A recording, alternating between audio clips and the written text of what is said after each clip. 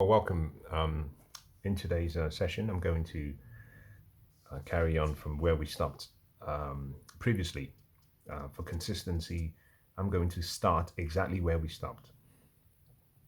I believe my last statement was where I was trying to explain the idea of why Mrs. C's investment approach would be considered to be less prudent than Mr. A. And I was explaining the concept that we begin with something called your hurdle rate. That is simply the minimum acceptable return that you would consider before you allocate your funds to an investment, in this case, a property. That is what we call type 1 hurdle rate. Type 2 hurdle rate is where we ask the simple question: what is your cost of funding? In this case, I said the best way to answer this question is always to look at your cost of equity. Whether you're buying a property using cash or using debt or using a combination of both, you would find that the cost of equity is always the greatest of the three. Your cost of equity, say 6.5%, will be higher than the cost of debt if you're using 100% debt of, say, 3.5%. And in this case, your cost of debt and equity could be something like 3.75%, depending on how much debt and how much equity you've used on the deal. But the point I'm making is I'd like to just show you how that value changes depending on whether you have a mixture of debt and equity, or a mixture of equity only. That is type 2 hurdle rate. There is something called type 3 hurdle rate, which is what we call your opportunity cost. In this case, 6.5% is your cost of capital. You can choose to use 6.5% in your analysis because effectively you're saying that is the cost of my money. And therefore, whatever investment I make needs to be able to meet that 6.5% threshold. Step 2, you can say, well, I like to make 7% minimum, which is my type 1. So this is type 2, this is type 1. I like to make 7% minimum on my investments. So effectively, you're saying 6.5% is the cost of my cash, but I like to make 0.5% above that 6.5% to compensate me for all of the risks that I will be taking. That is type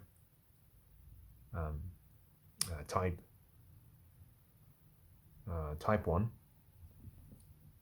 The third one is where we say that you've started with these two, because the key thing to keep in mind is when you analyze a property and you've used 6.5% and the value of the property exceeds the price, the next step you should ask yourself is, okay, does the property meet my type 1 hurdle rate? You re-evaluate the property using 7%, and if the property provides a value greater than price, then you say both conditions have been met.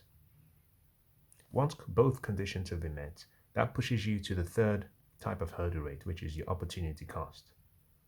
We use the opportunity cost on a relative basis. What that simply means is that if there are 9 properties in the area, let's say same street, 9 different properties for sale, all of them meet both standards, then therefore you should simply choose the property that offers you the highest return. If the highest return is 9.5%, then you would choose 9.5% because that is the most attractive return available to you on a relative basis. That is simply type 3. The point of this exercise is to show you that you have to be very, very fluid in your analysis of investments. Once an investment meets your minimum acceptable hurdle rate, it then becomes a comparative analysis you're doing. The question you would always ask yourself is simply, are there other investments that offer me more for the same or similar risks? You're always looking for similar investments with similar risks. If the answer is yes, then on an opportunity cost basis, you simply should choose the property that offers you the most bang for your buck. Really that simple. Really simple. And I used in the prior session, I used an example. I was trying to illustrate how by making the mistake of choosing the lowest funding cost, and using that in your analysis, you run the risk of overpaying significantly for an investment. And I used an example where I said that there's a property, a 2-bedroom flat, £20,000 annually in gross revenue, £15,000 in free cash flow. And I was trying to show you how the value of the property based on your estimation will change depending on what you use as your discount rate. So in today's session, what I'd like to just, bring together are two different concepts. We said that if you're going to value a property or an investment using the discounted cash flow method, the first thing you need to do is establish the discount rate or the hurdle rate or the cost of capital or the interest rate. Determine what you want to use. Once you've done that, the next step is to establish the cash flow that the property will generate. We have already, in this example, established a cash flow of £15,000. The question you might be asking is, how did I get £15,000 from £20,000? And therefore, the process of estimating the cash flow the property will produce is, in my opinion, the most important thing that you need to do as an investor. The discount rate is important, but the discount rate is not as important as the cash flow analysis, because the cash flow is projected into the future. And because you're projecting into the future and you intend to discount back to the present, it's fundamentally important to ensure that you establish a very accurate methodology for estimating the cash flow. If you get the cash flow right, there's a very high chance that the overall estimated value will be correct. If you estimate the cash flow wrong, there is a higher chance that the overall value of the property will be, I wouldn't like to use the word wrong, but there's a higher risk to you that you could be transferring your wealth to the seller if you overpay for the property, which was exactly what we established in the prior session. We said Mrs. C, if she valued the property based on what she was paying for capital, what she was paying for financing, we established that she would be transferring her wealth to the seller. Whereas if she had followed Mr. A's approach, which was to use the cost of equity, then she would be buying the property at the right price. The key thing is to remember that when we're looking at the hurdle rates, the cost of equity using type 2 is always the best approach. Never use the cost of debt, even if you're funding with 100% debt. The reason is simply because that cost of debt, if it's not fixed over the entire lifetime during which you'll be owning the asset, then you put yourself at a risky position whereby if the cost of debt increases, not only do you have a jolt to the free cash flow you earn because the cost of funding the debt will increase, in addition to that, the value of the property will decrease because interest rates are like gravity to asset prices. As interest rates increase, asset prices fall, and vice versa. So keep that in mind. I explained in the prior session that there was something called the basic accounting equation, which simply said that assets equals liabilities plus equity. Liabilities are owned primarily, are things of value that you owe. Assets are things of value that you own. The liabilities are provided to you, the investor, as a credit from creditors. And the creditors would always place a claim on the asset, so they have the first claim. Therefore, you as the equity investor, you would own the residual claim. For that reason, the cost of borrowing money long term is always less than the cost of using equity. And that is the reason why the cost of equity is always higher than the cost of debt. And for that same reason, that's why you should always value the property using the cost of equity rather than the cost of debt or the weighted average cost of debt and equity. And I'm referring here to properties. The methodology will vary. If you're buying a stock in a company, therefore, because the company stock is traded in an open market, if it's a publicly listed company, the approach then changes. But with companies, we have something called the beta of a stock, which is the relative risk that a stock adds to a portfolio, will change. So it gets complicated with companies. With properties, because properties are not traded on a national scale in such a way that investors are bidding for the price on a minute or on a second by second basis. What tends to happen is that properties have to be analyzed in a decentralized way rather than a centralized way like we do for stocks and bonds. Properties are local, which means that the equity, the risk premium on properties or for real estate is not something that is readily available like you would have the equity risk premium for stocks. Now, with that said, we've talked about the discount rate. The next question is, how do you estimate the cash flow? Which is what I'd like to do in the minutes we have left. If you think about what I've just said to you using the basic accounting equation, what this simply means is that if you were trying to estimate the cash flow, you would have two different types of cash flow. There will be cash flow to all claim holders. In other words, cash flow to this asset. That cash flow will consist of the cash to all claim holders, creditors, and equity owners. The second way would be, once you've paid out the creditors, the second will be cash flow, the free cash flow to the equity investors. So for example, you have a property. I'm going to use the same property details that I used in the prior session. It's a 2-bedroom flat. It's producing £20,000 in gross revenue. But you purchase the property using debt.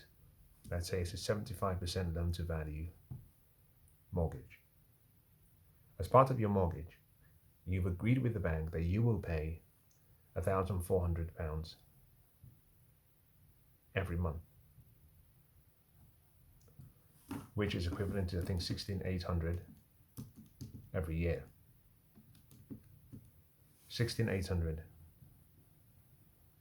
annually, or £1,400 monthly. What this simply means is that if you make £20,000 gross, The first person that would have the first claim on the cash flow would be the bank or the creditors. In this example, 16,800 will go to the bank because that is what we call your debt service cost. And that would mean that the remaining balance would be what is left to you after you've met all of the expenses and you've made all the payments for all expenses. And therefore, the difference between 20,000 and 16,800 is 3,200. That 3,200 is the cash the property has generated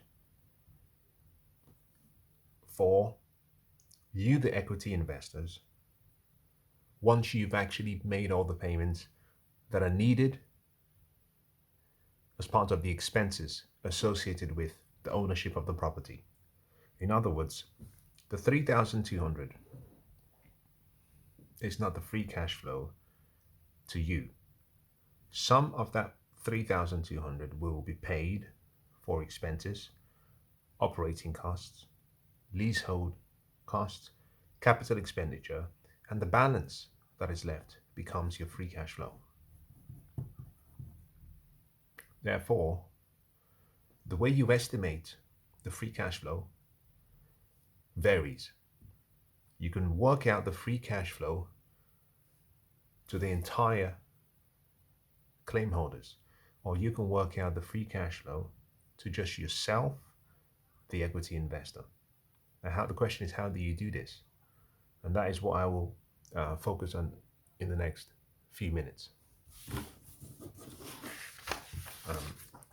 The free cash flow to all claim holders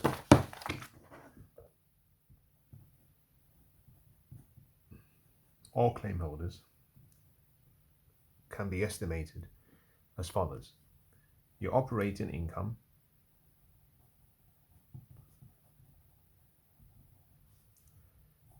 one minus your tax, whatever the tax rate is, minus your reinvestment. Your free cash flow to equity investors only is your net income less your reinvestment less what we call your net debt repayment or issue. What this means fundamentally is, if you're trying to estimate the cash to all claim holders, you use the operating income. If you're trying to estimate the cash flow to the equity investors only, you have to start with the net income. From the operating income and the net income, you have to subtract whatever amount of money that you would need to spend to reinvest back into the property. Once that has been deducted, for the free cash flow to equity to all investors, that's where you stop. But if you're using the free cash flow to equity investors only, then you should take into account that sometimes what people do is they either repay part of the debt, maybe they make early repayments to the creditors, or sometimes, for example, if a property has been owned and or you've purchased the property, you've improved the property, the value of the property has increased, and therefore you want to pull money out of the property, you have to take that into account. So these are the two formulas that are used. They're very simple. The question I would imagine that you might be asking is simply, what is the operating income?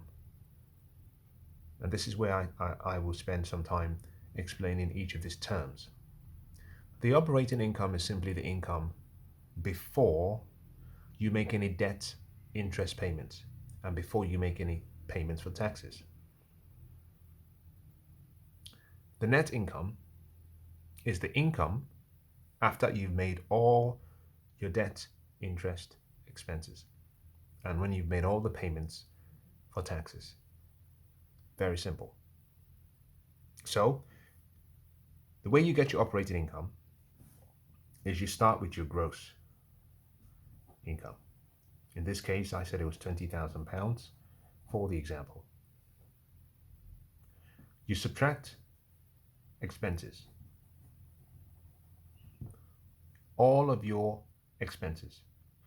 In this calculation of your expenses, you should also include your depreciation expense, and all of the expenses associated with the ownership, the operation, and the management of the property. At this point, because you're estimating the operating income, you do not subtract the debt, interest, costs. This will give you equals operating income. If you subtract your financing cost, that will give you your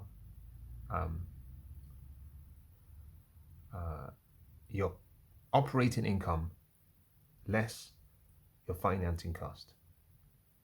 If you also subtract the taxes you pay, then that gives you your net income. It's really that simple. You start with your gross income, you subtract all expenses, that gives you operating income. You subtract your financing cost, you subtract the taxes, that gives you your net income.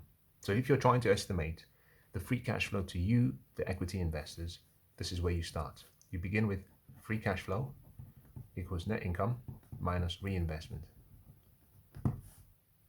If you're not going to be pulling money out of the property, or you're not going to be repaying for the debt, this is where you stop. Now, what this simply means is that anyone, including yourself, you can estimate the free cash flow. But there's something I haven't explained. I said you have to subtract the reinvestment, but I haven't explained what the reinvestment is. Your reinvestment is simply what we call the amount of money that is needed, necessary, in order to maintain the property in its best and its optimal state. This reinvestment is simply your capital expenditure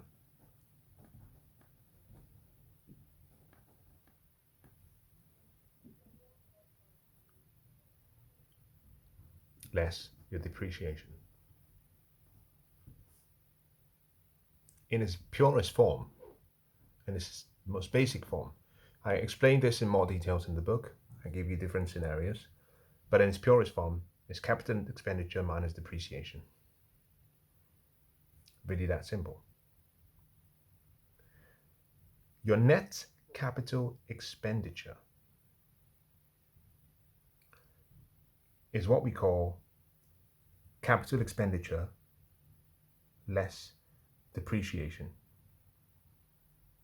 Your net capital expenditure is simply the excess amount that you reinvest into the property above your depreciation allowance. So if you have a large property, this might be a lot higher. If you have a small property, it could be a lot lower. There's one thing I've not talked about, which is your working capital allowance.